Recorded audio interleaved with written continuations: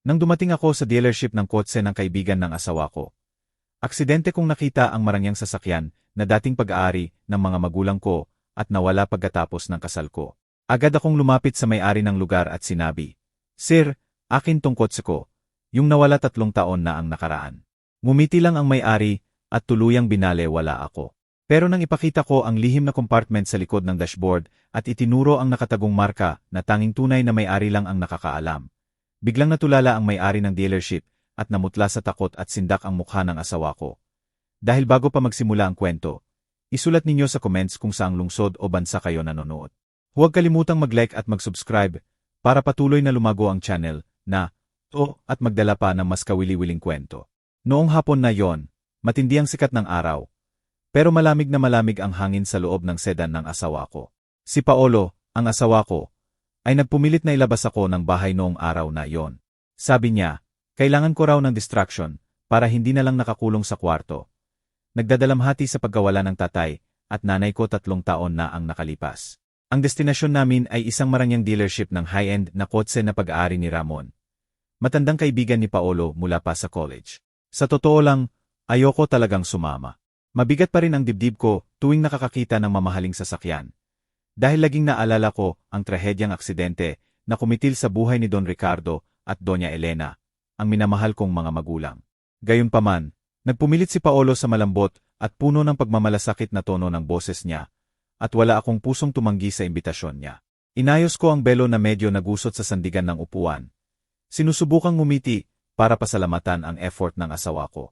Dumating kami sa isang malaking gusali na may malalaking bintana na nagpapakita ng hanay ng mamahaling kotse sa loob. Malaking karatula ang nakatayo sa harapan na nagsasaad kung sino ang may-ari ng lugar. Hinawakan ni Paolo ng mahigpit ang kamay ko habang bumababa kami sa kotse at ginabayan ako papasok sa dealership. Na ang sahig ay napakakinis na nakikita ang refleksyon ng aming mga anino. Mabango ang hangin sa loob, halo ng mamahaling air freshener, at amoy ng bagong leather ng upuan ng mga kotse. Isang matipunong lalaki na nakaeleganteng suite ang sumalubong sa amin. Si Ramon yon, ang may-ari ng dealership, at malapit ding kaibigan ni Paolo mula college. Guwapo ang mukha niya, pero may kung ano sa mga mata niya na nakakabalahura sa akin. Matatalim ang tingin at parang may bahid ng pamamaliit ang ngiti niya. Parang may tinatago sa likod ng peking kabaitan. Masayang nagwentuhan si Paolo at Ramon tungkol sa negosyo at lumang panahon. Tahimik lang akong nakatayo sa tabi ni Paolo.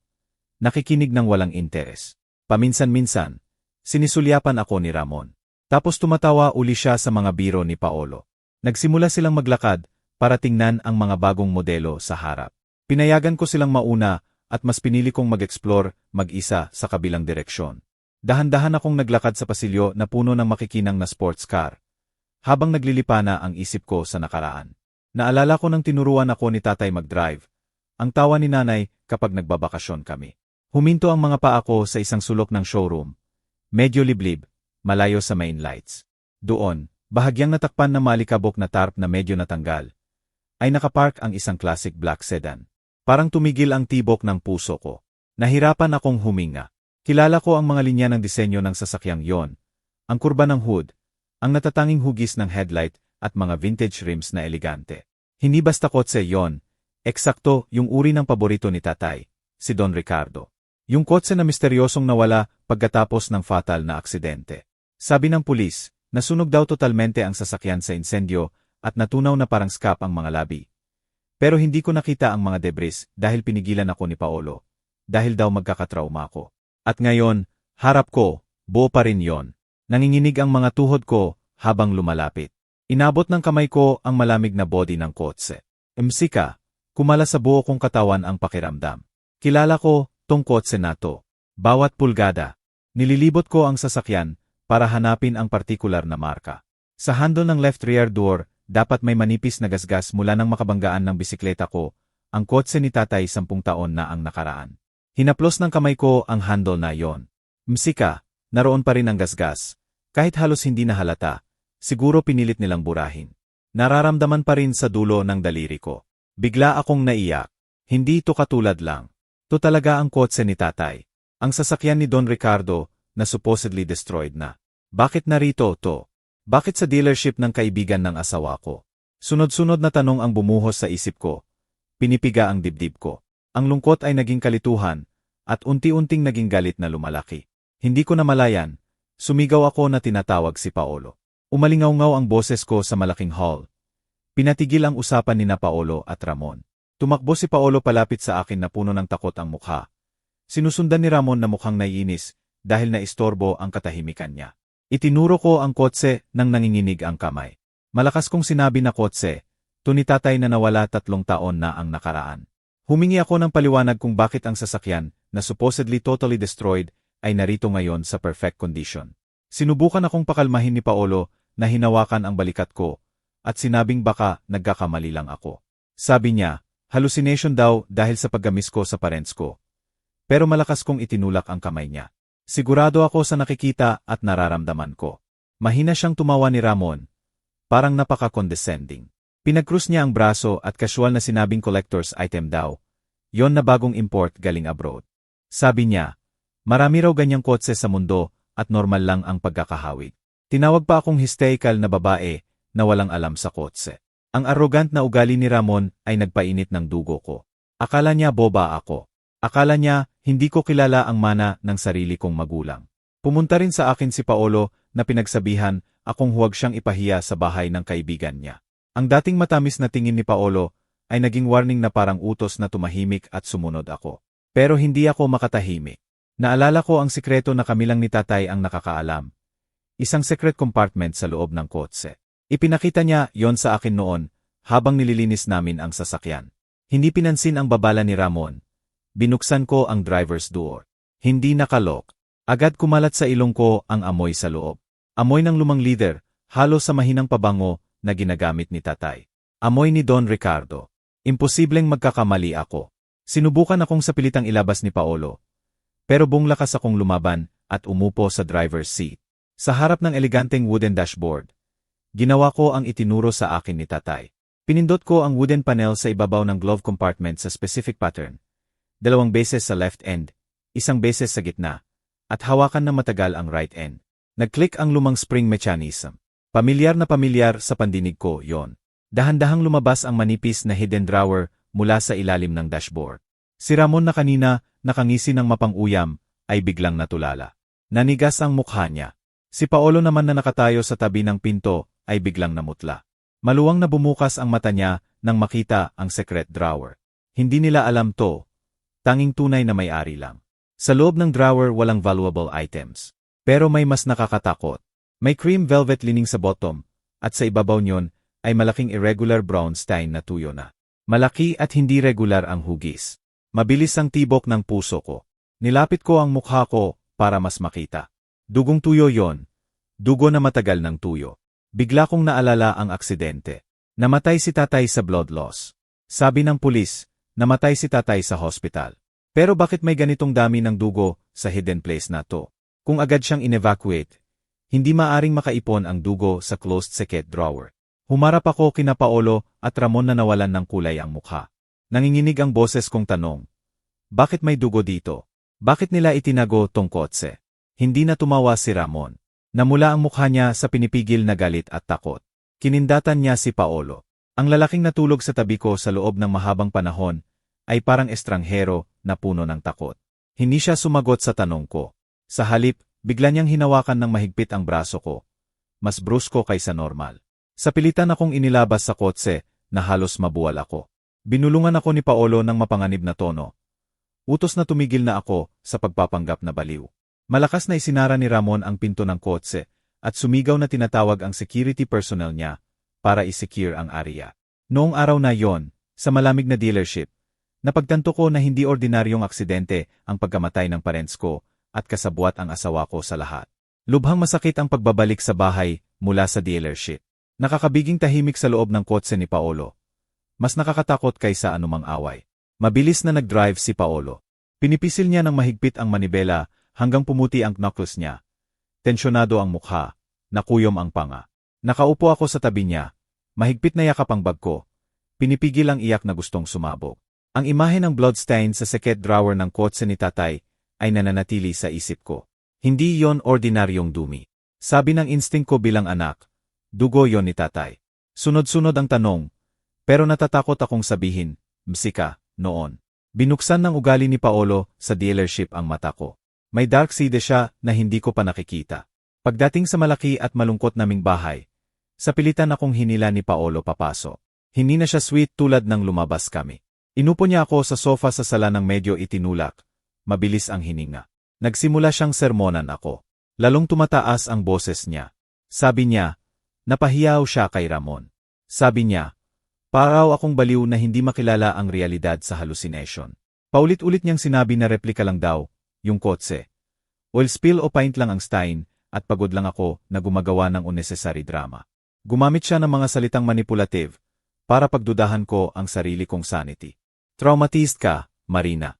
Kailangan mo magpahinga, hindi maglibot at mag-akusa ng walang bese, sigaw niya sa akin. Pumunta siya sa kusina at bumalik na may baso ng tubig at 2 tableta. Sabi niya, vitamins at sedatives daw, para makatulog ako ng mahimbing at makalimutan ang nakakahiyang insidente ngayon. Pinilit niya akong inumin sa harap niya. Tiningnan ko nang may hinala ang mga tableta. Noon, baka nilunok ko na lang dahil nagtitiwala ako sa kanya. Pero iba na ngayon. Basag na ang tiwala ko. Nagkunwari akong nilunok ang tableta at uminom ng tubig. Nang maglibang si Paolo sa paglalagay ng baso sa mesa, itinago ko ang tableta sa ilalim ng dila ko. Pagkatapos, diskret akong umiluha sa panyo habang nagkukunwaring pinupunasan ang bibig. Ginabayan ako ni Paolo papunta sa kwarto sa itaas. Tinulungan akong mahiga, tinakpan ng kumot at hinalikan ang no. Malamig at peke ang halik na yon. Matulog ka, mahal, bukas okay na lahat, bulong niya. Lumabas siya ng kwarto at isinara ang pinto. Narinig ko ang pag-ikot ng susi mula sa labas. Kinandado niya ako. Nagsimula ang takot na umakya sa katawan ko. Pero kasabay niyon ay lumabas ang tapang ko. Hindi ako dapat mahina. Anak ako ni na Don Ricardo at Doña Elena. Kailangan kong alamin ang katotohanan. Naghintay ako ng ilang minuto hanggang tahimik na. Bumangon ako sa kama at tahimik na naglakad patungo sa closet ko. Sa pinakamalalim na parte ng closet, may lumang jewelry box na dating kay Doña Elena. Nanginginig ang kamay ko habang binubuksan. Sa loob ay antique brooch na hugis lotus flower na gawa sa pilak. Paborito yon ni nanay. Pero hindi ang brooch ang hinintay ko. Sinabi sa akin noon ni nanay na double function, tong brooch. Maaring islide ang likod ng isang petal. Pinigilan ko ang hininga habang sinusubukang islide ang maliit na piraso sa likod ng brooch at talagang may maliit na metal na bagay na nahulog sa palad ko. Spare key yon, ang duplicate key ng classic sedan ni tatay. Itinago ni Doña Elena ang duplikete na, to dahil madalas kalimutan ni tatay kung saan niya inilagay ang susi niya. Uniki ang hugis ng susi na, to at may engraving ng logo ng manufacturer na distinctive. Impossible gayahin sa replika. Mahigpit kong pinisil ang susi. Kung sakaling magkasya, to sa kotse sa dealership ni Ramon. Irrefutable proof na, yon na pag-aari talaga ni tatay ang kotse na yon. At kung kotse ni tatay yon, ibig sabihin malaki ang kasinungalingan ni na Paolo at Ramon tungkol sa destruction ng sasakyan 3 taon na ang nakaraan. Ang pagkakaroon ko ng susi na, to ay nagpatotoo na hindi ako baliw. Tama ang memorya ko. Bigla kong narinig ang mabibigat na hakbang na pataas ng hagdan. Siguro si Paolo yon. Mabilis kong itinago uli ang susi sa brooch at inilagay ang brooch sa bulsa ng damit ko. Tumalon ako pabalik sa kama at tinakpan ng kumot. Nagkukunwaring mahimbing na natutulog. Dahan-dahang bumukas ang pinto ng kwarto. Pumasok si Paolo siguro para i-check kung umepekto na ang gamot. Inayos ko ang hininga ko para regular at mabigat. Tulad ng natutulog ng mahimbing. Naramdaman ko ang presensya niya sa tabi ng kama. Matagal siyang nakatayo doon na tahimik na nakamasid sa akin. Tense ang atmosphere. Pagkatapos, umikot siya at lumabas. Iniwang medyo bukas ang pinto. Medyo binuksan ko ang mata ko. Hindi sa kwarto namin pumunta si Paolo, kundi sa studio niya sa dulo ng hallway. Naghintay ako ng MCK, sandali. Tahimik akong bumaba sa kama. Walang sapatos. Tahimik akong lumabas ng kwarto. Pinapahina na makapal na karpet sa hallway ang hakbang ko. Lumapit ako sa pinto ng studio ni Paolo na mahigpit na nakasara. Pero mahina pa ring naririnig ang boses niya mula sa kabilang side ng wooden door. Mabilis ang tibok ng puso ko. Natatakot na baka matuklasan niya ako. Idinikit ko ang tainga ko sa pinto. Nakikipag-usap si Paolo sa telepono sa isang tao at sa tono ng boses niya na puno ng takot at bulong-bulungan. Sigurado akong kay Ramon siya kausap. Pakalmahin mo, Ramon, natutulog na siya.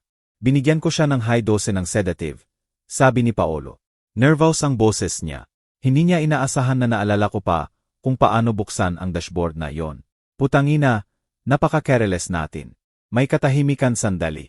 Siguro pinapagalitan siya ni Ramon sa kabilang linya.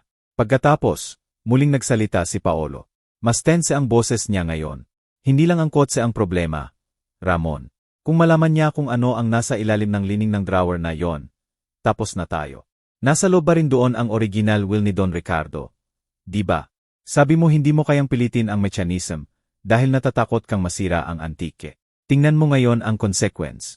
Natulala ang katawan ko. Original will. Kaya pala peke ang will na binasa ng abogado, 3 taon na ang nakaan. Ang dokumentong nagsasabing lahat ng administration ng assets ay mapupunta kay Paolo dahil incapable daw ako. Lahat yon fabricated. Tahimik na tumulo ang luha ko. Naghanda pala si tatay ng tunay na will at itinago ito ni Paolo. Muling nagsalita si Paolo. Mas mababa ang boses niya ngayon, pero puno ng takot. At tungkol sa package sa trunk, kailangan mong ilipat yon tonight. Ayokong makita pa ng iba. Kung matuklasan ng pulis na may drugs sa kotse ng biyenan ko, ayokong madamay din. Ang usapan lang natin ay ang aksidente. Ayokong ma-charge din ng drug trafficking. Tinakpan ko ng 2 kamay ang bibig ko para hindi sumigaw. Biglang nanghina ang tuhod ko. Pinlano nila ang aksidente at ngayon may drugs sa kotse ni tatay. Si Ramon pala hindi lang car dealer, high-level criminal. At ang asawa ko, ang lalaking pinakasalan ko, ay kasabwat ng kriminal para patayin ang parents ko para sa pera at ngayon kasama na sa illegal business.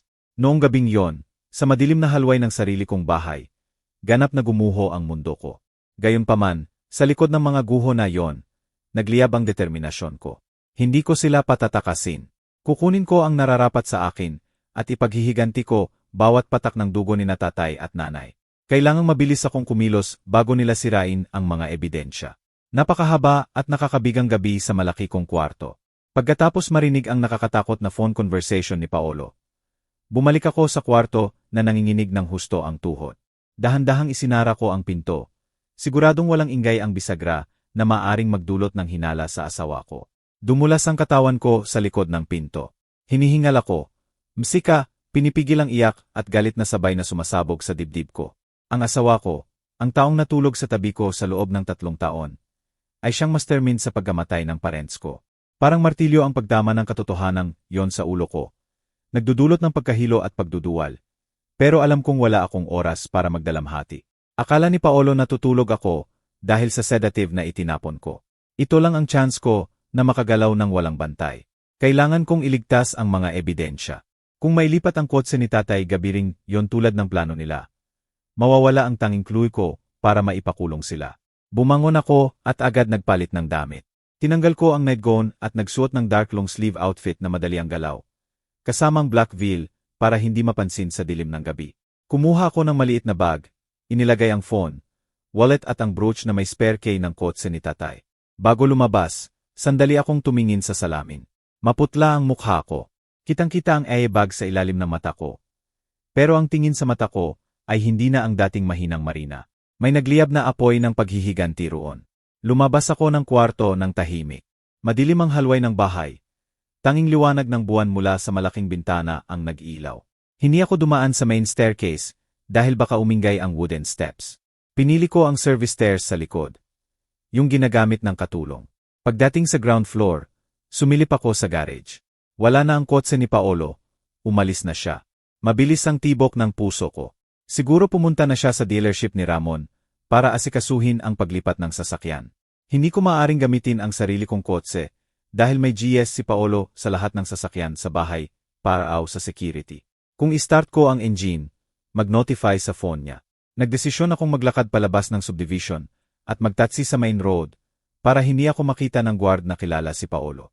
Malamig na malamig ang hangin ng gabi, habang mabilis akong naglalakad sa sidewal. Bawat tunog ng kuliglig o kaluskos ng dahon ay nagpapatalon sa akin. Natatakot na biglang lilitaw si Paolo at makita ako. Pagkatapos makakuha ng taxi, pinapunta ko ang driver sa back street ng dealership ni Ramon sa warehouse area, na liblib at madilim. Madilim at abandoned ang lugar na yon kumpara sa harap ng dealership na luxurious at bright. Pagkaalis ng taxi, mag-isa akong naiwan sa likod ng poste na nagmamasid sa malaking building. Medyo bukas ang back door ng warehouse ng dealership. May liwanag na lumalabas mula sa loob. Naririnig ang mahinang ungol ng truck engine. Tama ang hinala ko, msika. May ginagawa sila. Maingat akong lumapit na nagtatago sa likod ng tambak ng empty containers sa backyard. Mabango ng oil at rusty metal ang hangin. Nakakita ako ng low ventilation grill sa wall ng warehouse. Natakpan ng wire mesh, pero sapat ang lapad para makasilip sa loob. Nakakapainit ng dugo ang scene sa loob. Sa gitna ng malaking warehouse, ang classic sedan ni tatay ay kinakabit na ng metal chains. Handa ng i-load sa malaking container truck na nakabaliktad ang park sa loob ng warehouse. Mukhang majestic pa rin ang kotse. Pero malungkot na parang preso na ililipat sa ibang kulungan. Sa tabi ng truck ay dalawang pamilyar na figura, si Paolo at Ramon. Mukhang seryosong nag-aaway. Balisa si Paolo. Lakad ng lakad habang paminsan-minsan pinupunasan ang pawis sa noo kahit malamig ang gabi. Tahimik naman si Ramon na nakatayo, naninigarilyo. Paminsan-minsan itinuturo ang kotse at nag-uutos sa mga matipunong tauhan niya. Kinuha ko ang phone ko, in-off ang flash at nagsimulang mag-record ng video mula sa ventilation grill. Nanginginig ang kamay ko, pero pinilit kong steady para hindi malabo ang kuha. Malinaw ang boses nila dahil direktang connected ang ventilation sa area nila. Malakas tumawa si Ramon. Umalingaw-ngaw ang tawa niya sa wall ng warehouse. Hinampas niya ng mahigpit ang balikat ni Paolo. Sinabi ni Ramon kay Paolo na sobra raw siyang duwag. Ginaranti niya na safe ang kotse sa puerto at maipapadala outside the country gabi ring yon. Sabi ni Ramon, hindi raw mag-alala ang buyer roon sa papeles o history ng kotse. Ang mahalaga, makarating ang merchandise. Doon nila i-disassemble ang interior para kunin ang hidden package. Binigay naman ni Paolo kay Ramon ang malaking black GYM bag. Medyo binuksan ni Ramon at nakita ko ang tambak ng cash sa loob. Siguro pera mula sa pagbebenta ng assets o savings ni Paolo na itinago niya sa akin. Nagmakaawa si Paolo kay Ramon na siguraduhin na ma-destroy ang wheel, msika, sa dashboard pagdating ng kotse sa destination. Ayaw niyang mag-risk. Ngumiti lang si Ramon ng tuso at isinara uli ang bag. Malinaw na na-record sa phone ko ang scene. Proof ng illegal transaction. Proof ng paglipat ng ebidensya. At proof ng conspiracy nila. Gusto kong sumigaw at harapin sila noon din. Pero pinigilan ako ng common sense. Kung lalabas ako ngayon, babae lang ako laban sa sindikete ng criminals. Maaari nilang patayin ako roon at itapon ang katawan ko ng walang bakas. Bigla, isa sa tauhan ni Ramon ang lumingon sa ventilation kung saan ako nagtatago. Parang narinig niya ang aksidental na pagkakaluskos ng sapatos ko sa gravel. Lumakad ang lalaki palapit sa wall.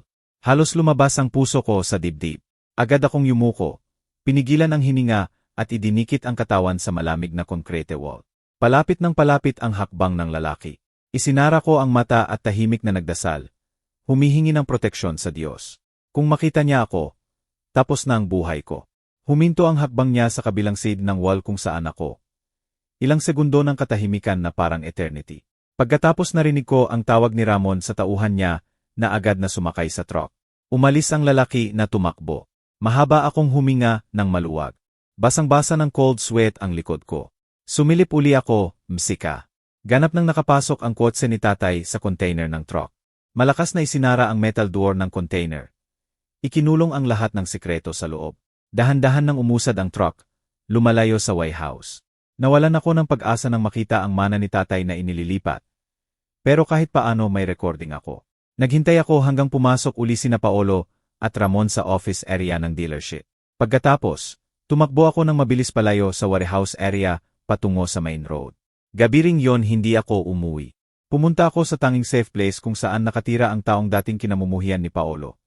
Msika, pero lubos na pinagkakatiwalaan ni tatay.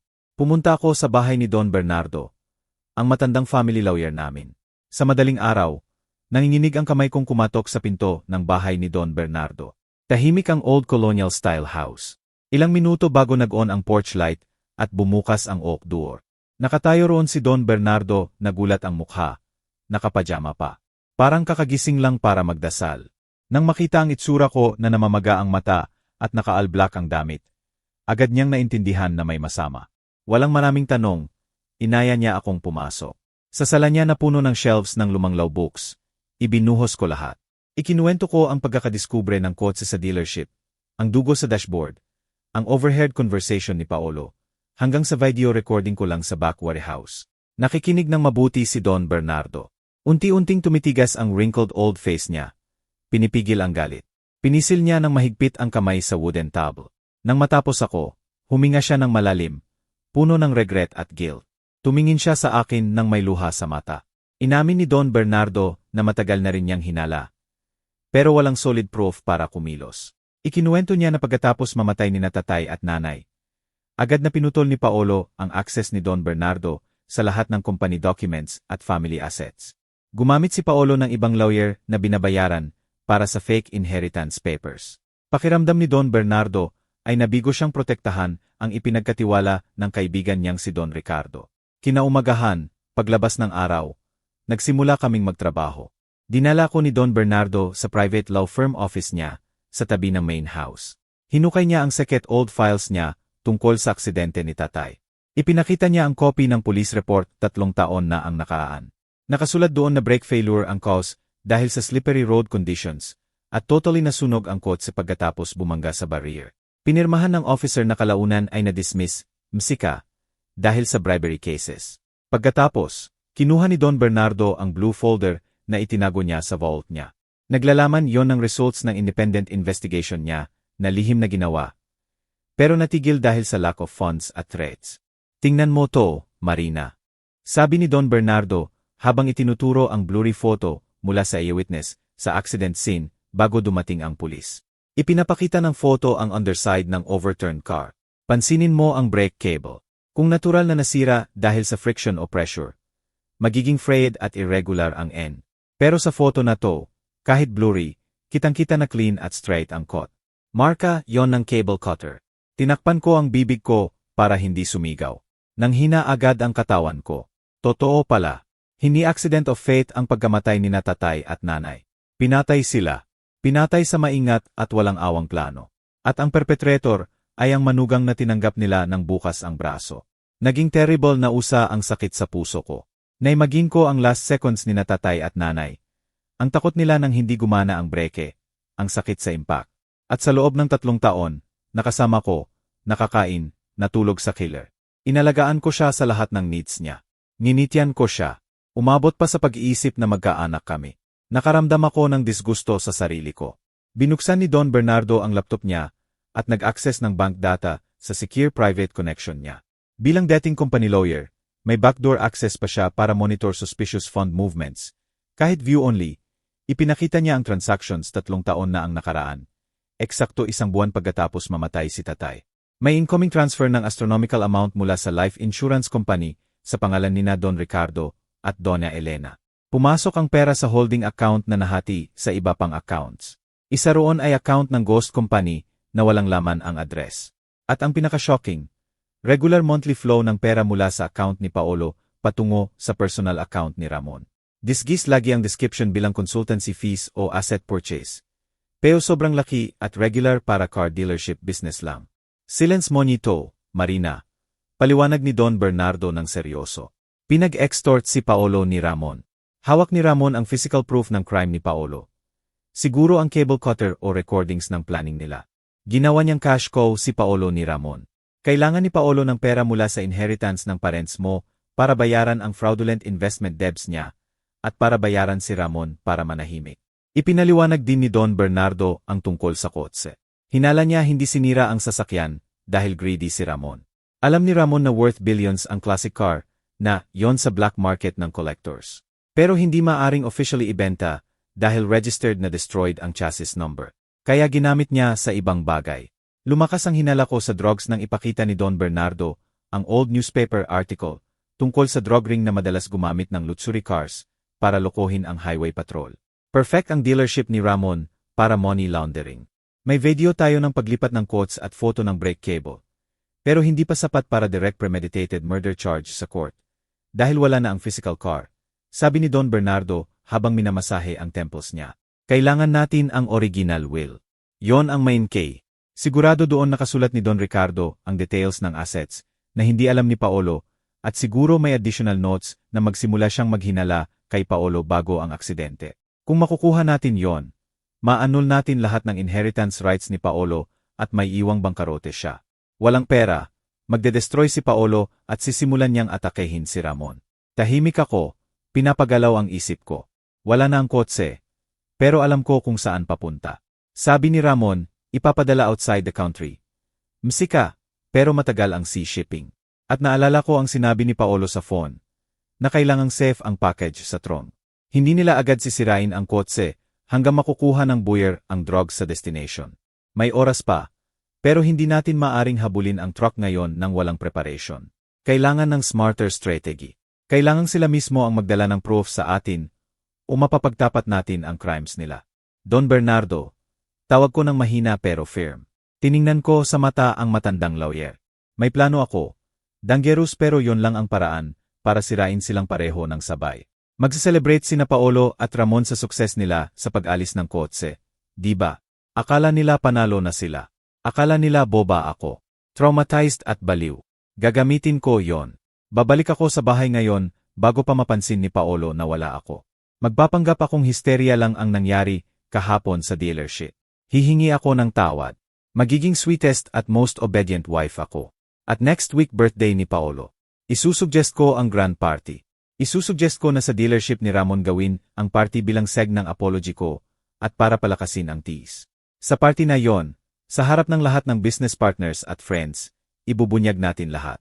Magseset tayo ng trap na hindi nila makakawalaan. Tahimik sandali si Don Bernardo. Tinimbang ang plano ko. Pagkatapos, dahan-dahang tumango. CJ, kung yan ang gusto mo, fully support kita. May kakilala ako, private detective na tech expert na si Eric. Matutulungan kanyang mag-install ng hidden mix at cameras. Laruin natin ang laro nila at siguraduhin nating talo sila ng todo. Kinaumagahan, sumakay ako ng taxi pauwi. Pasimple akong pumasok sa back door na sadyang iniwan kung hindi nakalok. Bumalik ako sa kwarto. Nagpalit uli ng sleepwear at humiga eksakto 5 minuto bago narinig ang kotse ni Paolo na papasok sa garage. Nang buksan ni Paolo ang pinto ng kwarto para i-check, nagkunwari akong kakagising lang. Kinusot ko ang mata at tiningnan siya ng confused at innocent. Paolo, mahal, anong oras na? Sorry, ang himbing ng tulog ko. Malambing kong sabi. Tiningnan niya akong may hinala sandali. Pagkatapos huminga ng maluwag sa relief. Naniwala siya na umepekto ang sedative niya. Hindi niya alam na ang asawang akala niya, mahina, ay kakaprepare lang ng patibong para sa lig niya. Nagsimula na ang laro ng paghihiganti. Kinaumagahan, sumikat ang araw sa curtains ng kwarto namin. Gumagawa ng lines ng liwanag sa malamig na wooden floor. Mas maaga akong gumising kaysa usual. O mas tama, hindi talaga ako nakatulog buong gabi. Mainit at mabigat ang pakiramdam ng mata ko. Pero matalas ang isip ko tulad ng talim. Tiningnan ko ang mukha ni Paolo na natutulog pa sa tabi ko. Payapa at inosente ang hitsura. Parang walang malaking kasalanan na nakatago sa balat niya. Mahirap paniwalaan na ang mga kamay na madalas humaplos sa buhok ko ay yung sumira sa breke ng kotse ni tatay at nagdulot ng kamatayan ng 2 magulang ko. Umakyat ang disgusto sa lalamunan ko na gustong sumuka. Pero nilunok ko uli ang bitterness na yon. Kailangang maging strong ako. Simula ngayon, hindi na ako ang dating iyaking Marina. Msika, ako na ang actress na gaganap ng best role ng buhay niya para sirain sila. Dahan-dahan akong bumangon, uminom ng tubig para sa ablution at ginawa ang morning prayer. Sa frustration ko, humingi ako ng lakas at divine protection para sa dangerous plan na isasagawa ko. Pagkatapos, pumunta ako sa kusina at nagprepare ng favorite breakfast ni Paolo. Fried rice na may sunny side up eggy na medium rare. Eksakto sa gusto niya. Kumalat ang aroma ng spices sa bahay. Gumagawa ng illusion ng normal na warm home. Nang bumaba si Paolo sa stairs na inaantok pa at magulo ang buhok, sinalubong ko siya ng malapad ng ngiti. Ngiting maingat kong inayos para mukhang sincere kahit umiyak ang puso ko. Gulat si Paolo na makita akong busi na sa kusina na masaya ang mukha. Lumapit siya ng maingat. Sinusuri ng mata ang signs ng hysteria o remaining galit mula kahapon. Malambing ko siyang binati at agad humingi ng tawad. Sabi ko, sorry ako sa nangyari kahapon sa dealership. Gumawa ako ng story na nakalimutan kong inumin ang regular medicine ko mula sa doktor ng ilang araw. Kaya naging unstable ang emotions ko at bumalik ang hallucinations. Sabi ko, nahihiya raw ako na inakusahan ko si Ramon at napahiya siya sa kaibigan niya. Matagal niya akong tiningnan na sinusubukang humanap ng liis sa mata ko. Pero binigyan ko siya ng tingin na puno ng regret at submission. Unti-unting nawala ang tensyon sa balikat niya. Huminga siya ng maluwag at niyakap akong mahigpit. Sabi niya, pinatawad na niya ako at pinapaalala lang na maging disciplined sa gamot ko. Sa yakap niya, pinigilan ko ang hininga, pinigilan ang impulse na magrebelde. Nakagat niya ang pain. Naniwala siyang nakontrol niya ang mahina niyang asawa. Habang nagbre-breakfast, sinimulan ko ang second phase ng plan ko. Nang masigla, pinaalala ko kay Paolo na next week birthday niya na 31. Isinuggest ko ang grand party idea. Sinabi ko, hindi lang para i-celebrate ang birthday niya, kundi para ma-expand ang business network niya sa important colleagues. At sabi ko, best way yon para officially mag-apologize ako kay Ramon at maayos ang nasirang relasyon kahapon. Agad lumiwanag ang mukha ni Paolo. Natouch ang narcissistic at attention-seeking nature niya. Gustong-gusto niyang maging center of attention. Pumayag siya at sinuggest pa na sa dealership ni Ramon gawin ang party. Dahil malawak, luxurious at maipapakita ang sukses ng friendship connection niya. Pag-aalis ni Paolo sa work noong hapon, agad akong lumabas ng bahay. Hindi ako pumunta sa doktor tulad ng sinabi ko kay Paolo, kundi sa maliit na cafe sa labas ng city na may counting customers. Doon na ako hinihintay ni Don Bernardo kasama ang isang binata. Ang binata ay si Eric. Malayo sa movie detective image ang hitsura niya. Simple shirt, ripped jeans sa tuhod at backwards cap. Sa harap niya ay open laptop na may RAWs ng complex code. Ipinakilala ko ni Don Bernardo kay Eric. Tech information expert pala siya na tumulong kay Don Bernardo sa malaking corruption case years ago. Sympathetic ang tingin sa akin ni Eric at diretsong pumunta sa technicals. Naglano kami ng espionage. Kinuha ni Eric ang ilang maliit na devices na kasing laki ng shirt button. High-tech hidden mix at location trackers, yon. Ipinaliwanag ni Eric na kailangang i-install sa 2K places. Sa katawan ni Paolo at sa private office ni Ramon sa dealership. Ang challenge ay paano i-install nang hindi nahahalata. Ako ang maglalagay sa work jacket ni Paolo.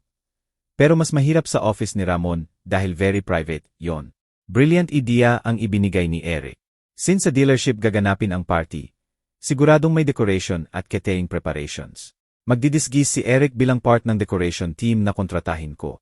Legal siyang makakapasok sa dealership at makakahanap ng chance na makapasok sa office ni Ramon. 2 araw pagkatapos, isinagawa namin yon. Inimbitahan ko si Paolo na mag-seat visit para sa party venue sa dealership ni Ramon. Gayon, dumating ako ng may friendly smile at may dalang food gift para kay Ramon bilang peace offering. False friendly ang pagdanggap sa amin ni Ramon. Pero kita pa rin ang contempt sa mata niya. Masaya siya dahil satisfied ang ego niya na nakikita ang baliw na asawa ng kaibigan niya na yumuyuko sa kanya. Habang busi sina Paolo at Ramon sa pagkain ng dala ko sa front lobby, nagsimula na magtrabaho si Eric at ang fake decoration team niya sa pag-measure ng hall. Sadyang inilayo ko ang atensyon ni Ramon sa maraming tanong tungkol sa stage layout at lighting. Msika, pinupuno ng empty compliments kung gaano kalutsurious ang dealership. Sa gitna ng usapan, nakita ko si Eric na tahimik na naglalakad na may dala ng folding ladder patungo sa hallway papunta sa office ni Ramon. Mabilis ang tibok ng puso ko. Kailangan kong pigilan si Ramon dito. Nagunwari akong natapon ang inumin ko sa damit ni Paolo. Gumawa ng small commotion na nakakuha ng atensyon ng lahat, kasama si Ramon at security. Sa moment na yon, successful na nakapasok si Eric sa office ni Ramon na medyo bukas ang pinto dahil kakalabas lang ng cleaning staff. Less than 3 minutes lang kailangan ni Eric. Nag-install siya ng mic sa ilalim ng desk ni Ramon at micro camera sa bookshelf na direct view sa steel vault sa corner ng room. Nang makabalik si Eric sa decoration team, nakahinga na ako ng maluwag. Success ang first mission. Gabi ring yon sa bahay. Mag-isa akong nakaupo sa bathroom na may earphones connected sa tainga ko na natakpan ng belo ko. Connected na ni Eric ang mic frequency sa special app sa phone ko na disguised as calculator app. Narinig ko ang static sound. Pagkatapos malinaw na malinaw ang voices ni Ramon at Paolo sa office ni Ramon. After closing hours, clear ang boses nila. Nakakapainit ng dugo ang conversation nila, pero nakakasatisfy din dahil confirmed ang suspicions ko. Talaga bang gumaling na ang asawa mo o nagpapanggap lang na boba? Tanong ng bariton voice ni Ramon. Under control na, Ramon. Ginagawa siyang slow ng sedative. At humingi na ng tawad. Hindi, ordinary housewife lang siya. Walang lakas ng loob na harapin tayo. Sagot ni Paolo na tumatawa ng mapang-uyam. Nang marinig ko yon, napakisil ang kamay ko hanggang nakabaon ang kuko sa palad. Hintayin mo lang, mahal kong asawa, isip ko. Nagpatuloy ang usapan sa mas seryosong topics. Safe na ang kotse sa transit warehouse sa puerto. Bukas gabi alis ang barko. Kapag nakuha na ng Buyer sa kabilang isla ang drug package. Ipipress at gagawing scrap ang kotse. Forever mawawala ang physical evidence, sabi ni Ramon. Pagkatapos narinig ang chair movement sound. Pero remember, Paolo, hindi pa bayad ang kwota mo this month. Huwag kang mag-relats dahil umalis na ang kotse. Kalmado ka, Ramon. After this birthday party, magliliquidate ako ng another deposit ni Marina. Kailangan ko lang ng signature niya. At since guilty siya ngayon, madali lang papapirmahin sa kahit anong document, sagot ni Paolo. By the way, ang evidence na hawak mo, ang cable cutter at original will ni Don Ricardo, na kinuha mo sa dashboard bago i-load ang kotse. Sure ka bang safe? Natatakot akong may makakita safe sa back vault ko. Ako lang ang may combination, at weekly ko binabago. Walang makakabukas maliban kung mamatay ako. Yon ang pension guarantee ko, Paolo. Habang hawak ko yon, magiging ATM mo ako. Sumabog ang tawa ni Ramon. Sinusundan ng forced at hollow law ni Paolo. Pinatay ko ang recording ng nanginginig ang kamay. Priceless ang information na to. Ang physical evidence ng murder, ang cable cutter at original will ngayon nasa vault sa office ni Ramon, at ang quotes ni Tatay nasa puerto pa rin waiting for tomorrow night's ship. Ibig sabihin ang birthday party. Ni Paolo bukas gabi ang last deadline natin. Kailangang makuha natin ang laman ng vault na, yon sa party, bago nila sirain ang kotse ni Tatay, at bago madrain ni Paolo ang natitira kong assets. Kailangang maging full capture operation ang plan natin. Gabi ring yon hindi ako nakatulog, hindi dahil sa takot, kundi sa adrenaline na bumubuhos sa katawan ko. Nakatingin ako sa ceiling ng kwarto. Iniimagine ang mukha ni na Tatay at Nanay. Bukas gabi, sa wakas ihahain ang justice. Tatay, Nanay, nagawa ko. Dumating ang gabi ng party. Ganap na naging grand ballroom ang dealership ni Ramon. May hanging crystal lamps, silk fabrics na nakasabit na nakatakip sa concrete walls, at small acoustic stage sa isang corner. Nailipat sa gilid ang luxury cars. Malawak ang center space para sa guests. Nagsimula nang dumating ang mga bisita. Business partners ni Paolo, colleagues ni Ramon. Karamihan rugged ang mukha kahit naka-expensive suits, kasama ang ilang distant relatives na bihirang makita. Lahat nakangiti, tumatawa, naghahandshake. Pero sa akin, lahat to theater stage lang. Lahat nakamask ng friendliness na nakatakip sa hypocrisy nila. Dito, sa gitna ng fake opulence na to, isasagawa ko ang sentence sa mga sumira ng buhay ko. Nakatayo ako sa tabi ni Paolo malapit sa entrance, sumisalubong sa guests. Naka-elegant navy blue long dress ako, na may matching veil na nakababa sa chest ko. Perfect ang makiyup ko, pero firm, nakatago ang pagod sa mata ko. Very handsome si Paolo sa expensive black suit niya. Patuloy nang umingiti ng proud. Ipinakikilala ako bilang beloved at loyal wife niya. Tuwing hinahawakan niya ang baywang ko, para sa photo sa guests, pinipigil ko ang pagtaboy ng kamay niya. Parang mainit na uling ang haplos niya sa balat ko. Si Ramon naman nakatayo, msika, malapit sa buffet table. Nagsusupervise sa party tulad ng hari na nagbabantay sa kingdom niya. Paminsan-minsan, binibigyan niya ako ng sardonic smile. Feeling victorious na na-organize ang party sa criminal lair niya nang walang kahinala. Walang alcoholic drinks sa party na to. Ayon sa request ko na ginamit kong condition, para makadalo ang religious family ko. Nagreluctant si Ramon pero pumayag. Pinalitan ng expensive juices at non-alcoholic cocktails. Sa totoo lang, taktiko yon para intact ang conscience nila kapag dumating ang destruction. Gusto kong maramdaman nila ang sakit at panik ng buong malay, hindi lasing. At ang no alcohol ay nagparelax ng vigilance. Dahil feeling ng security ni Ramon walang drunk disturbance. Hindi nila alam na ang real threat ay hindi mula sa lasing na guests, kundi sa isang catering waiter na noon naglalakad na may tray ng drinks patungo sa office hallway. Waiter yon si Eric. Perfect ang disguise niya na may full catering uniform. Maayos ang buhok at may salamin. Nang mas lumakas ang musik at napunta ang attention sa stage, kung saan nagbibigay ng thank you speech si Paolo, binigyan ako ni Eric ng signal. Oras na. Iniwan ni Eric ang tray niya sa isang corner table. Pagkatapos, nang mabilis at invisible na galaw, dumula siya papunta sa hallway patungo sa office ni Ramon. Very difficult ang task ni Eric. Kailangan niyang pilitin ang locked office door na may biometric fingerprint security at buksan ang vault ni Ramon. Prepared na namin ang fingerprint duplicator device na nakuha namin sa used glass ni Ramon kahapon sa site visit.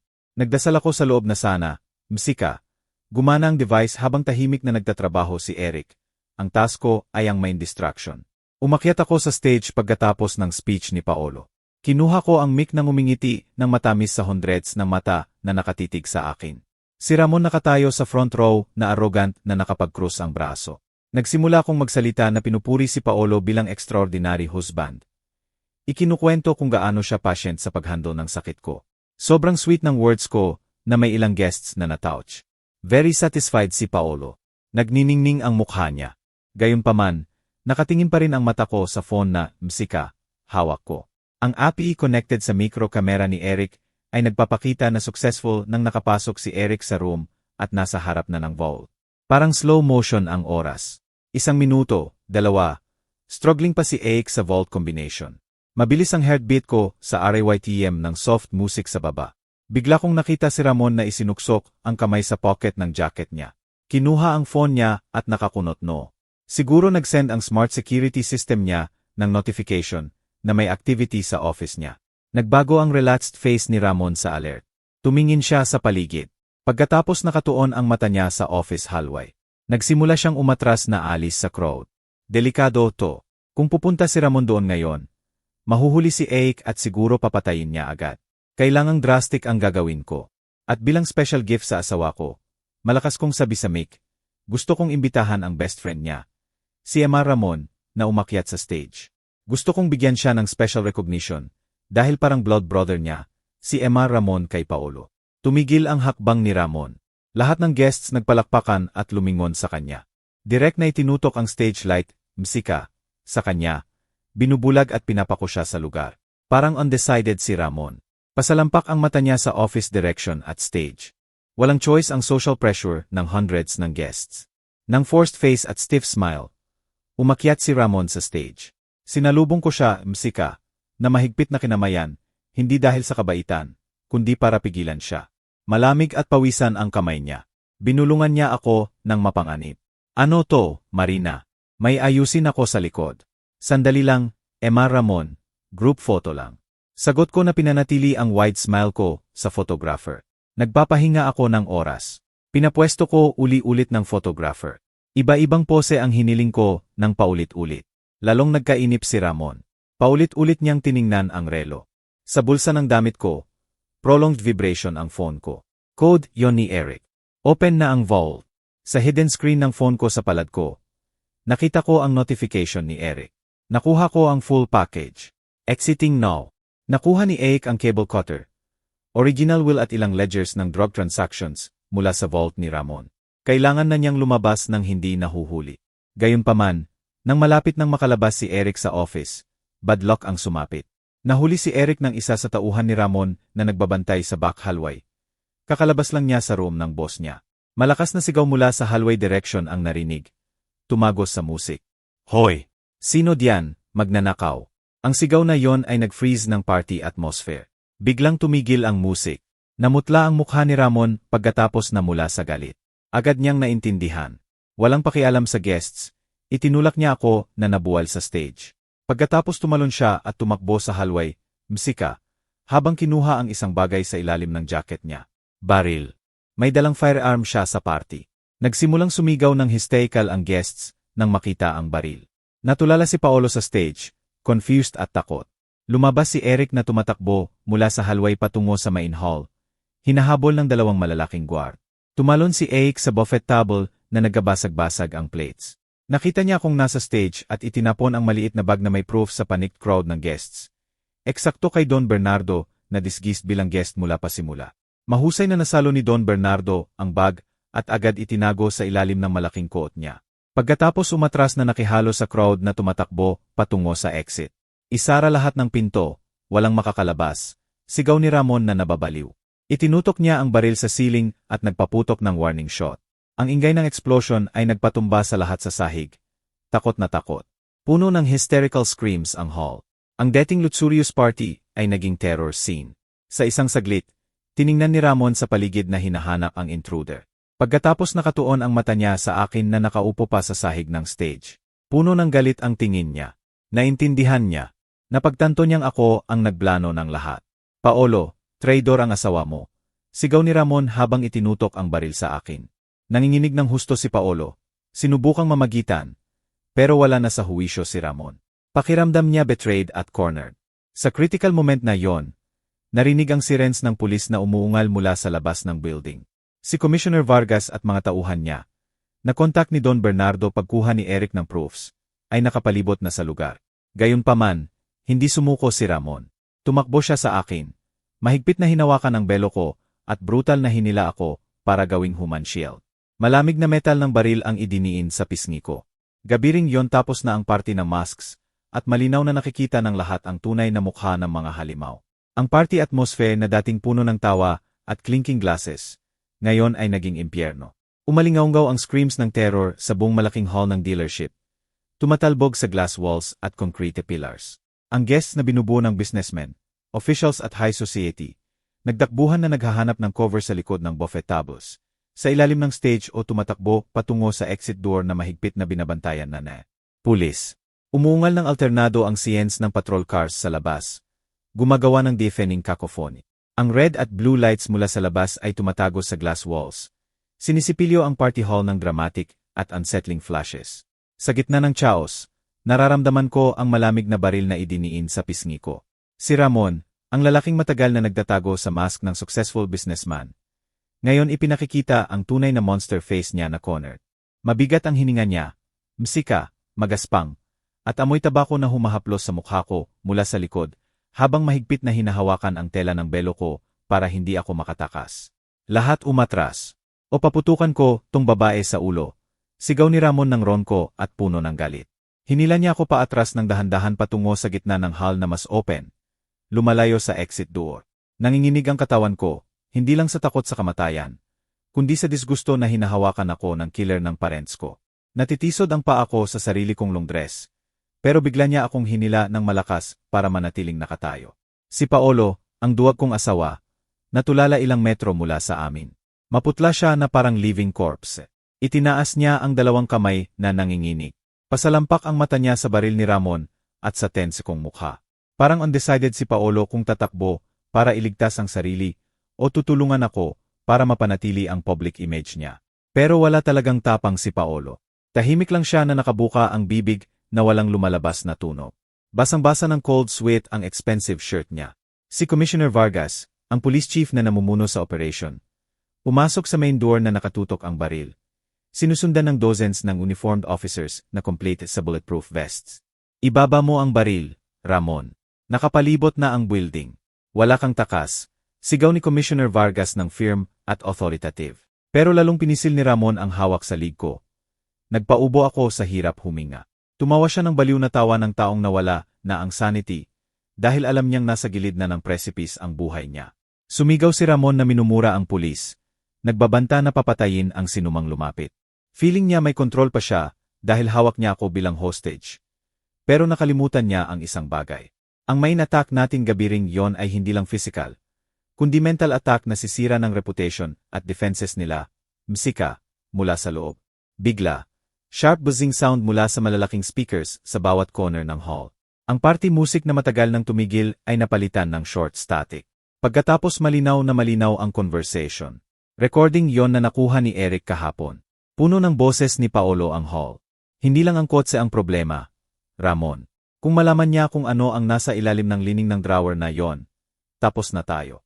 Nasa loob ba rin ang original will ni Don Ricardo? Diba? Tahimik ang lahat sa hall. Itinaas ng mga guests na nagtatago ang ulo nila. Msika, nakikinig ng mabuti. Ang mukha ni Paolo na maputla na, ngayon naging gray. Maluwang na bumukas ang mata niya sa horror. Nakatingin sa speakers. Nagpatuloy ang recording sa part kung saan cruel ang tono ni Ramon. Safe na ang kotse sa transit warehouse sa puerto. Kapag nakuha na ang drug package, ipipress at gagawing scrap ang kotse. At ang climax, ang boses ni Ramon na umamin sa motive ng crimes nila. Umalingaw-ngaw ng malakas. Yon ang pension guarantee ko, Paolo. Habang hawak ko yon, ang cable cutter, magiging ATM mo ako. Tapos ang recording na nag-iwan ng mas unsettling silence. Ngayon lahat ng mata nakatutok kina Paolo at Ramon. Hindi na takot ang tingin ng guests, kundi disgusto at judgment. Ang business partners ni Paolo na dating pumupuri sa kanya. Ngayon bulungan na tinuturo siyang killer ng sariling biyenan. Giniba sa ilang segundo ang mask ng pious at faithful husband ni Paolo. Destroyed siya, nang hina ang tuhod, msika, at bumagsak siya sa sahig na umiyak ng hysterical habang tinatakpan ang tainga. Parang Denny ang tunog ng sarili niyang kasalanan. Hindi totoo, edited yan, despeado niyang sigaw, pero walang naniniwala. Too detailed at real ang audio evidence. Si Ramon, nang ma-realize na exposed na ang cards niya at wala ng alibi, lalong naging reckless. Namula ang mukha niya sa shame at fury. Tiningnan niya ako ng morderos look. Ikaw ang naglano ng lahat to, di ba? Ahas. Bulong niya sa tainga ko. Naintindihan niya na wala ng negotiation. Life imprisonment o death penalty ang naghihintay sa kanya. Escape na lang ang option niya, kahit walang guarantee na buhay. Tumingin siya sa paligid na humanap ng opening. Block ng pulis ang front door. Mahigpit ding binabantayan ang back door. Nakatuon ang mata niya sa malaking object na exhibited sa honor stage sa likod namin. Ang classic sedan ni tatay. Ang kotse na supposedly na ipadala na sa puerto. Naroon pa pala exhibited gabi ring, yon bilang victory trophy ni Ramon bago ipadala tomorrow early. Sobrang arrogant si Ramon. Gusto niyang ipagmalaki ang rare car na yon sa guests bilang symbol ng sukses ng dealership niya. Hindi alam na yon ang magiging coffin niya. Nakita ni Ramon ang kotse na yon bilang tanging armored vehicle na sapat ang lakas para bumutas sa glass door ng dealership at makatakas sa police encirclement. Ang old European-made car ay may thick steel body. Mas matibay kaysa modern tin can cars. Bumangon ka, Paolo, bilis, tanga. Sigaw ni Ramon habang sinisipa ang katawan ni Paolo na nakaluhod na umiyak. Umalis tayo dito ngayon. Sumakay ka sa kotse na yon. Itinaas ni Paolo ang mukha niya na puno ng sipon at luha ang pathetic face. Mahina siyang umiling. Ayaw niyang sumama. Pero hindi tumatanggap ng no si Ramon. Nagkaputok siya ng warning shot sa sahig. Katabi lang ng paa ni Paolo. Nagkalat ang ceramic shards sa mukha ni Paolo. Sumigaw si Paolo sa takot at agad tumalon at pumasok sa driver's seat. Ngayon na, utos ni Ramon habang hinihila ako patungo sa shiny black car. Huwag kayong magpaputok, sumusuko na kami, sigaw ni Paolo na nagmamakaawa. Pero hinampas ni Ramon ang likod ng ulo ni Paolo ng bot ng baril niya, na nagpagulong kay Paolo sa pinto ng kotse. Dahan-dahan nang lumalapit si Commissioner Vargas at mga tauhan niya. Ramon, huwag mo nang pabigatin, bitawan mo ang hostage, sigaw ni Vargas, pero itinutok uli ni Ramon ang baril sa ulo ko. Umatras kayo o paputukan ko, banta ni Ramon. Napilitan ang pulis na tumigil. Hindi sila mag-risk dahil very close si Ramon sa likod ko. Perfect human shield ang katawan ko. Binuksan ni Ramon ang back door ng kotse at sa pilitan akong itinulak sa loob. Nahulog ako sa malamig na leather seat. Agad kumala sa ilong ko ang interior smell ng kotse na to. Amoy ni tatay, na nagbigay ng kaunting calm sa gitna ng bagyo. Agad sumunod si Ramon at umupo sa tabi ko. Itinutok ang baril sa tagiliran ko. Samantala, nanginginig ang kamay ni Paolo na binuksan ang front door at umupo sa driver's seat. Isara agad ang doors, utos ni Ramon. Pinindot ni Paolo ang central lock button. Narinig ang heavy click ng 4 na pinto. Isolated na kami sa steel capsule na to. Mas mahina ang siren sa labas dahil sa excellent sound insulation ng luxurious, msika, kotse na to. Dark at thick ang windows ng kotse na to, para sa privacy. Pero ngayon naging prison namin para sa 3. Sa makipot na cabin, sobrang dense ng tension na parang pinipiga ang dibdib. Tahimik akong nakaupo, inaayos ang hininga ko. Akala ni Ramon nakahanap siya ng exit. Hindi niya alam na kakapasok lang niya sa final trap na inihanda ko simula nang makita ko ang kotse na to exhibited sa gitna ng hall. Hindi lang vehicle ang kotse na to. Para kay tatay, fortress to at ang fortress na to ay sumusunod lang sa hari niya. Sa loob ng luxurious pero unsettling cabin ng classic sedan. Parang pressure cooker na ang atmosphere na ready ng sumabog. Si Ramon nakaupo sa back seat sa tabi ko. Mabigat ang hininga niya na parang nasugatan na toro. Mahigpit pa rin ang hawak ng right hand niya sa baril. Itinutok sa ribs ko habang ang MCK. Left hand niya ay nakahawak sa back ng driver's seat sa harap niya, kung saan nakaupo si Paolo na nanginginig ng husto. Nakatingin si Paolo sa steering wheel na blank ang mata. Matindi ang cold sweat mula sa temples niya. Tumutulo at binabasa ang collar ng disheveled shirt niya. Ang dating guwapong mukha na minahal ko noon ay mukhang pathetic ngayon. Destroyed ng takot at late guilt. Sa labas, dozens ng pulis na may long range rifles nakatutok sa kotse namin.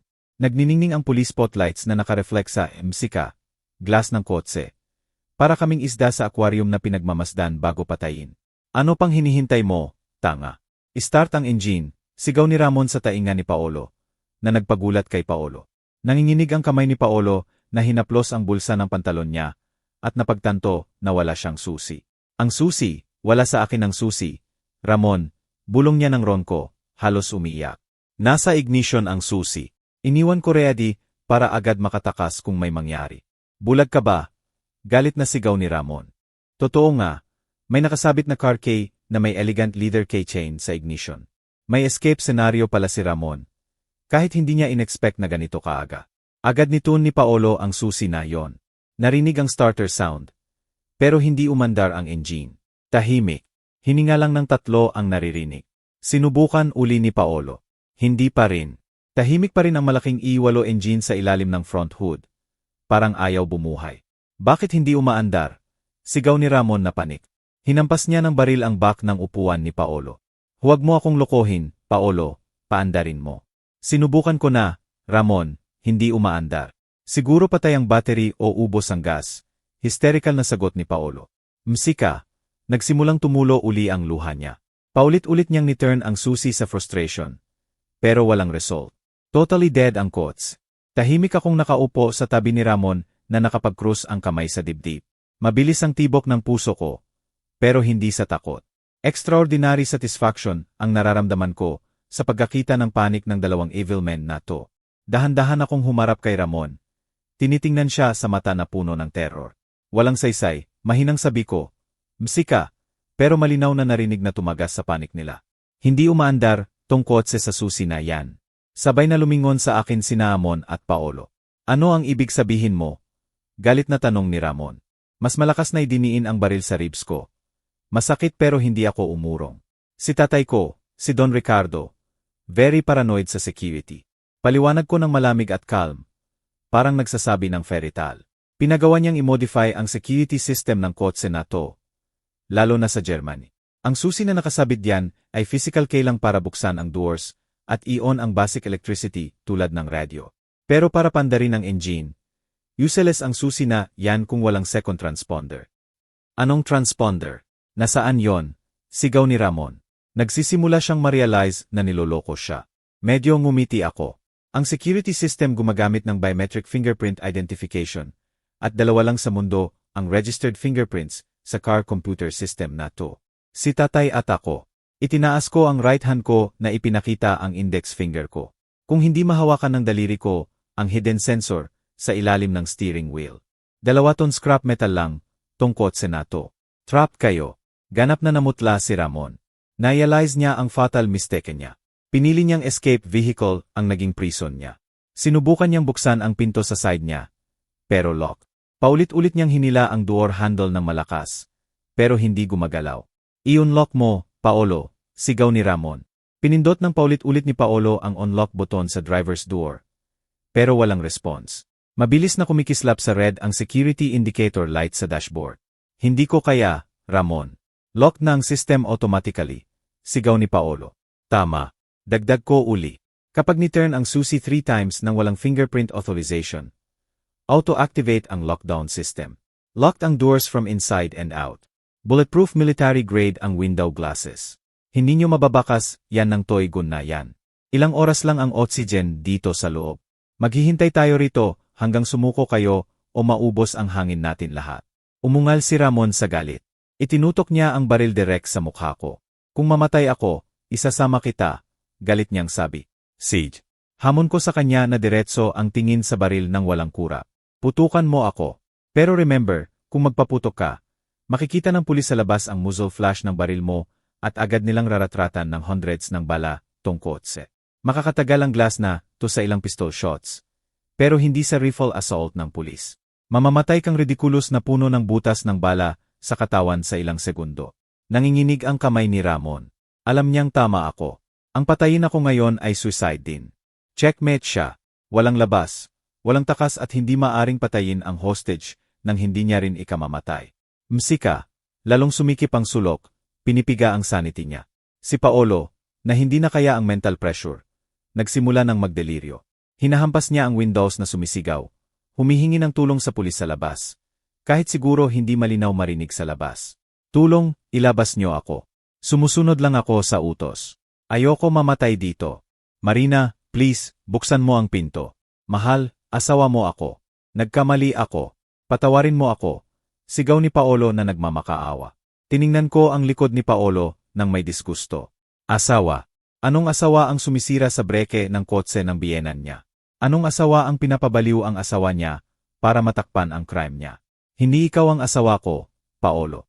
Parasite ka lang na nakatira sa bahay ko. Tinusok ng words ko si Paolo sa puso. Yumuko siyang talunan na umiyak sa steering wheel. Narealize niya na wala ng daan pabalik. Ang kayamanang hinabol niya, ang honor na binuo niya, lahat nawala gabiring yon. Samantala, sa labas, nakikita si Commissioner Vargas na nagko-coordinate sa tauhan niya sa megaphone.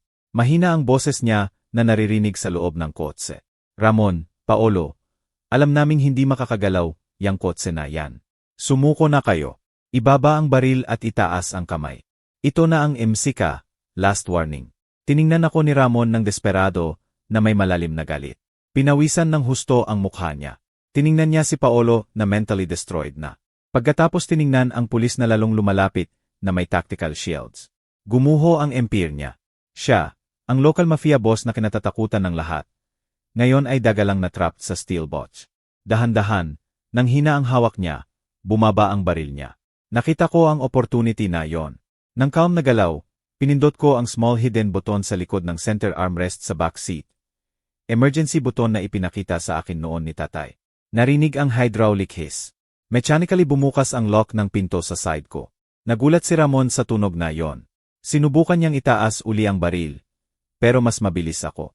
Sinipa ko ng buong lakas ang kamay niya hanggang nakawala ang baril at nahulog sa front floor ng kotse. Bago niya maabot, binuksan ko ang pinto at iginulong ang katawan ko palabas.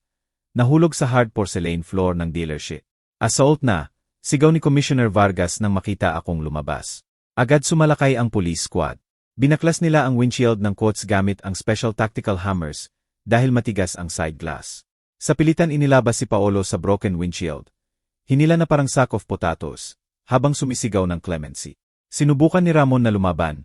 Sinubukan kunin uli ang baril. Pero tear gas ang ipinasok sa makipot na kabin ng kotse. Sa ilang segundo, malakas na umuubo si Ramon. Nasusunog ang mata at sa wakas sumuko nang hilahin siya palabas at ibagsak sa sahig ng 3 pulis ng sabay. Metal handcuffs ang ipinakabit sa kamay nila pareho. Dahan-dahan akong tumayo. Tinulungan ni Don Bernardo na tumakbo palapit sa akin. Inayos ko ang gusot kong belo. Tinitingnan ang 2 lalaki na ngayon ay nakadapa sa sahig na hinahalikan ang alikabok sa paanan ng pulis. Wala ni katiting na piti sa puso ko. Relief lang ang extraordinary. Gabiring yon, sa loob naman na kotse ni tatay. Sa wakas nakahanap ng daan ang justice. Tatay, nanay, nagawa ko. Unti-unting nakontrol ang chow sa dealership gabiring yon. Kahit dense pa rin ang remaining tension sa hangin. Pagkatapos masubdu at makapos ng pulis sina Ramon at Paolo, ang dating resplendent party atmosphere ay naging crime scene na puno ng yellow police tape. Ang guests na dating tumakbo sa panic, ngayon isa-isa nang inilalabas ng officers para i-register bilang eyewitnesses. May takot at confusion pa rin sa mukha nila. Pero sa mata ng iba kitang-kita ang disgusto nang tiningnan sina Paolo at Ramon na inililipat sa patrol cars. Nakatayo ako sa gilid ng hall, nakabalot ng thick blanket na ibinigay ng isang female officer, kasama si Don Bernardo na faithful na nasa tabi ko tulad ng ama na nagbabantay sa anak. Nanginginig pa ng kaunti ang katawan ko, residu ng adrenaline, pero extraordinarily relieved ang puso ko. Parang instant na nawala ang heavy burden na 3 taon nang pinipiga ang dibdib ko. Lumapit sa akin si Commissioner Vargas pagkatapos masigurong secured ang 2 suspects sa separate vehicles. Seryoso ang firm face niya, pero may relief din. Binasbasan kami ni Don Bernardo, pinasalamatan ang bravery ko. Kahit medyo pinagalitan dahil very dangerous ang actions namin. Pagkatapos hiniling ni Commissioner Vargas ang permission na thoroughly examine ang classic sedan ni tatay. Ayon sa procedure, evidence principal na ngayon ang kotse, hindi lang dahil ginamit sa attempted kidnapping, kundi dahil sa suspicion ng illegal items sa loob, tulad ng narinig sa intercepted recording. Tumango ako ng mahina, binigyan sila ng full permission na i-disassemble kung ano ang kailangan. Sa akin, fulfilled na ng kotse na yon ang mission niya na protektahan ang buhay ko. Ngayon tun ng kotse na ilantad ang sins ni Ramon. Nagsimula ng magtrabaho ang police forensic team. Naka-latex gloves at complete equipment. Maingat nilang binuksan ang trunk ng kotse na matagal ng lock. Si Paolo na nakaupo sa asphalt sa labas ng dealership waiting for transfer. Inyunat ang leeg para makita ang ginagawa ng pulis. Balisa siya. Patuloy na sumisigaw na wala siyang alam sa laman ng trunk. Samantala, tahimik lang si Ramon na blank at lost ang tingin sa sahig. Alam niyang malapit ng malantad ang biggest secret niya. Msika, nang bumukas ang trunk lid. Una lang nakita ang spare tire at jack tools na normal. Gayunpaman, may dinalang K-Sham unit ang pulis na agad umalipungan ng agresibo sa inner wall ng tron. Hinampas ng isa sa officers ang wall na yon. Solid ang tunog, hindi hollow tulad ng normal steel plate. Gamit ang small Yarwai bar, tinanggal ng officer ang carpet layer sa trunk wall. May crack sound nang lumuwag ang false panel. Sa likod ng fake wall ay maayos na nakatambak ang dozens ng thick plastic packages na balot ng brown tape. Kumuha ang officer ng isang package. Medyo ginupit ng knife at nakita ang white powder. Kasama ang thousands ng colorful pills. Hindi ordinary headache pills yon. High-grade psychotropic drugs yon. Ready for distribution. Malaki ang quantity, siguro worth billions. Dalhin agad sa lab, big catch to. Sigaw ni Commissioner Vargas na nag-utos sa subordinates. Nang makita ang tambak ng packages na inilalabas sa kotse, hysterical na sumigaw si Paolo. Lalong pumuti ang mukha niya na parang paper. Nagwawala siya sa hawak ng pulis. Wala akong alam, sumpa sa Diyos. Sabi ni Ramon, documents lang yon. Sir Police, please believe me. Na-set up ako. Miserable niyang sigaw. Halo ang sipon at luha sa pathetic face niya. Tiningnan ko siya nang malamig mula sa malayo. Siguro totoo na hindi detailed alam ni Paolo ang drug business ni Ramon. Pero ang greed at stupidity niya ang humila sa kanya sa black hole na to. Pinili niyang makipag-alyansa sa demonyo para sa pera. Kaya kailangang handa siyang tiisin ang impyerno niyon. Iniling ko ang tingin ko nang ayaw ko nang makita pa. Patuloy na umaalulong si Paolo habang itinutulak siya sa detention vehicle. Very pitiful ang alulong niya. Ang sigaw ng lalaking na-realize na tapos na ang buhay niya. Hindi lang imprisonment for premeditated murder ang naghihintay sa kanya, kundi multiple charges bilang courier ng International Drug Syndicate dahil caught in flagrante na nag-drive ng vehicle na may evidence. Msika, samantala, nagpatuloy ang search sa office ni Ramon. Si Eric, ang IT detective na nag-cause ng commotion kanina, muling lumitaw na may signature smile niya. Ibinigay niya sa pulis ang hard drive ng computer ni Ramon na na-decrypt na niya. Sa loob ay digital accounting ng illegal transactions ni Ramon sa nakaraang 5 years. Luxury car dealership, pala facade lang para money laundering. Ang drug sales money ay ginagawang parang legit car sales profit. Na-reveal din ang client list ni Ramon na may maraming big names na regular customers ng illegal merchandise. Gabi ring yon, instant na gumuho ang business empire ni Ramon hanggang foundation. Hinaplos ni Don Bernardo ang balikat ko ng mahina. Tapos na, Marina. Lahat na reveal. Ang proofs ng cable cutter, original will, confession recording at ngayon ang drugs. Hindi na sila makakatakas kahit anong galing ng lawyer. Maximum sentence ang makukuha nila. Mahaba akong huminga ng maluwag. Msika, tinitingnan ang Night SKY na nagsisimula ng magpakita ng stars. Salamat, Don Bernardo. Kung wala kayo ni Eric, siguro patay na ako ng ridiculous o baliw na sa bahay na yon. Ikaw ang brave na Marina. Minana mo ang courage ni Don Ricardo at intelligence ni Donna Elena. Siguradong proud sila na nakikita kanila gabi ring to. Sagot ni Don Bernardo na may luha sa mata. Lalong gumabi. Nagsimula nang dumating ang journalists na pinupuno ang front area ng dealership na cordon na ng pulis. Parang lightning ang camera flashes. Mabilis na kumala sa social media at ang news tungkol sa bloody party, sa luxury dealership, at discovery ng drug network sa antique car. Everywhere na lumalabas ang mukha ni na Paolo at Ramon bilang high-profile criminals. Ganap na destroyed ang reputation ni Paolo bilang young successful businessman at ideal husband sa ilang oras lang. Ang malawak niyang family na dating arrogant, siguradong magdadala ng lifetime shame. Bago umalis sa lugar, humingi ako ng permission sandali sa pulis para lumapit uli sa kotse ni tatay. Nakapalibot na ng officers ang kotse ngayon. Bukas na bukas ang trunk, magulo ang seats. Msika, gayunpaman, sa mata ko majestic pa rin ang hitsura niya. Hinaplos ko ang malamig na hood. Salamat. Bulong ko ng mahina. Silent witness, tong kotse sa paggamatay ni tatay. Naging storage ng last secret niya, at gabi ring, to naging protective fortress ko. Parang naroon si tatay sa pamamagitan yon. Tahimik na yakap sa akin. Matatag akong lumakad palabas ng dealership. Wala na ang dating fragile na Marina na umiyak sa sulok ng kwarto niya. Lumulunok ng sedatives, para pasayahin ang asawa niya. Ang Marina na lumabas sa building na yon ay bagong babae. Babaeng dumaan sa apoy, at lumabas na hindi nasunog. Sumakay ako sa kotse ni Don Bernardo. Iniiwan ang ruins ng past ko sa likod. Bagong simula pa lang ang legal process. Mahabang trials ang naghihintay, pero ready ako. Sisiguraduhin kong babasahin bawat article. Tatamahin bawat gavel ng judge at bawat taon ng sentence nila ay proportional sa sakit na idinulot nila sa family ko. Hindi na lang hope ang justice. Nasa kamay ko na ngayon. 6 na buwan ang lumipas mula noong gabi ng operation. Nagbago na ang seasons. Madalas nang umuulan na binabasa ang city. Gayunpaman, para sa akin mas bright ang days ngayon kaysa dati. Ngayon ang araw ng verdict reading. Puno ng visitors, journalists at families ng drug victims ng network ni Ramon ang courthouse building. Nakaupo ako sa front row kasama si Don Bernardo.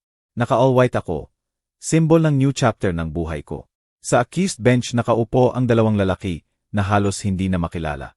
Sobrang payat ni Ramon, rapado ang buhok at nawala ang fierce face niya na pinalitan ng blank despelo. Samantala, mas matanda sa edge niya ang itsura ni Paolo. Nakayuko ang likod, malalim ang mata at hindi siya magdangkang tumingin. Hindi niya kayang tingnan ako o siguro sobrang hiya na makita ang babaeng dating akala niya, mahina ngayon nakaupo sa winner's side. Tinamaan ng gavel ng judge ang table na pinatahimik ang murmur sa courtroom. Grave at authoritative ang boses ng judge na binasa ang hundreds of pages na follow. Tense silence ang bumalot sa hall. Guilty. Umalingaw-ngaw ang boses ng judge. Ang accused number 1, si Ramon Martinez, ay declared legally at convincingly guilty ng crimes ng premeditated murder. Category is a drug trafficking at illegal possession of firearms. Therefore, ipinapataw sa accused ang death penalty. Sumabog sa commotion ang courtroom. May sumigaw sa relief, may umiyak. Natulala si Ramon na parang na-extract na ang soul niya sa moment na yon. Hindi siya lumaban. Alam niyang walang defense na makakapagligtas sa kanya sa mountain ng proofs. Nagpatuloy ang judge sa second accused. Ang accused number 2, si Paulo Delgado, ay declared legally at convincingly guilty ng participation in premeditated murder, document forgery at complicity in money laundering. Ipinapataw sa accused ang life imprisonment. Agad bumagsak si Paolo mula sa upuan niya. Umiyak siyang umalulong, tinatawag ang nanay niya. Life imprisonment ibig sabihin mabubulok siya sa kulungan hanggang mamatay ng walang hope na makalabas sa outside world. Confiscated, msika, ng state o ibinalik sa akin ang goods from his crimes. Pobre, humiliated at hated ng society ang papasok niya sa prison. Dumating ang karma sa pinakamasakit na paraan. Pinabubuhay siyang matagal sa suffering. Hindi ako nag-cheer. Hindi ako ngumiti ng sarcastic. Isinara ko lang ang mata ko sandali na bumulong ng prayer para kina tatay at nanay. Tapos na tatay, nanay, makakapagpahinga na kayo ng payapa.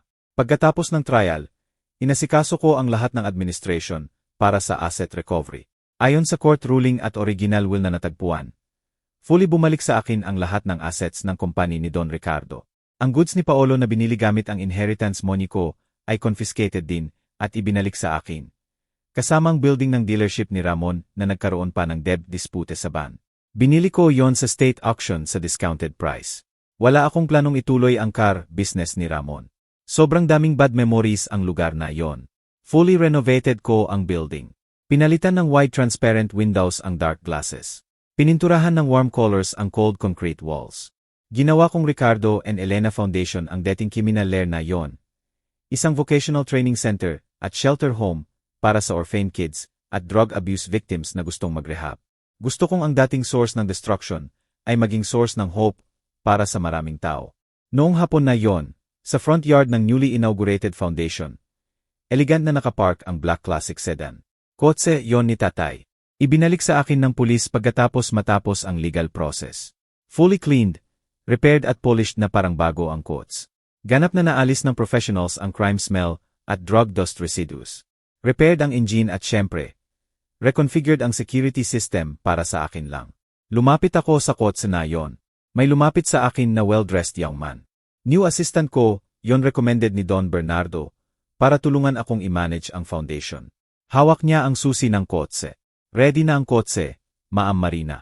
Very smooth ang engine, parang factory fresh. Gusto niyo na bang ipasok sa garage? Tanong niya ng Cortius. Tiningnan kong mabuti ang kotse.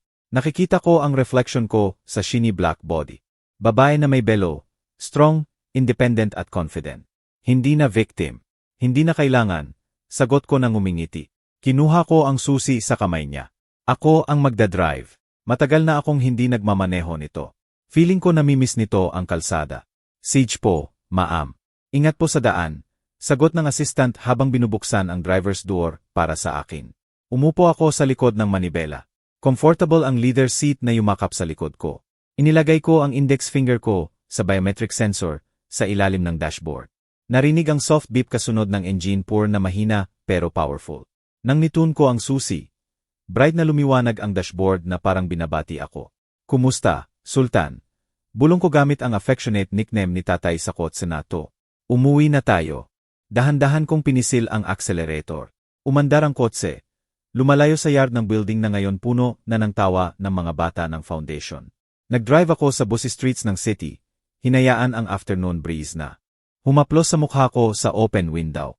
Hindi ko na nakikita ang shadow ng aksidente kapag nagda-drive. Ang nakikita ko lang ay ang long road ahead. Ang future road na tatahakin ko sa sarili kong paraan. Si Paolo at Ramon ngayon pas na lang na nabubulok sa likod ng rehas. Habang ako patuloy na umaabante. Umikot ang gulong ng buhay. Ang dating nasa itaas na may arrogance. Ngayon nasa baba na crush. At ako na dating natapakan. Ngayon full control na ng buhay ko. Hindi lang revenge to. Perfect justice. At nang lumubog ang araw sa western horizon, iniiwan ang beautiful orange glows. Alam kong bagong simula na talaga ng true life ko. Kung nagpatanong sa iyo ang kwentong tutungkol sa value ng justice, kung paanong palaging nahahabol ng karma ang gumagawa ng masama, at tungkol sa strength na nasa loob natin lahat kahit minsan nakakalimutan natin, gusto kong malaman kung ano ang iniisip mo. Ano ang gagawin mo kung ikaw si Marina? May betrayal ka na ba naganap na nagbago sa iyo? Ikwento mo sa comments. Gustong-gusto kong basahin ang stories at opinions ninyo. Kung natouch ka ng video na to, huwag kalimutang mag-like, mag-subscribe sa channel, at i-on ang bell para hindi mo mapalampas ang susunod na kwento. I-share mo sa taong kailangang marinig na palaging lumalabas ang katotohanan, at ang lakas para harapin ang anumang adversity ay nasa loob na natin. Maraming salamat sa pagsama sa akin hanggang dulo.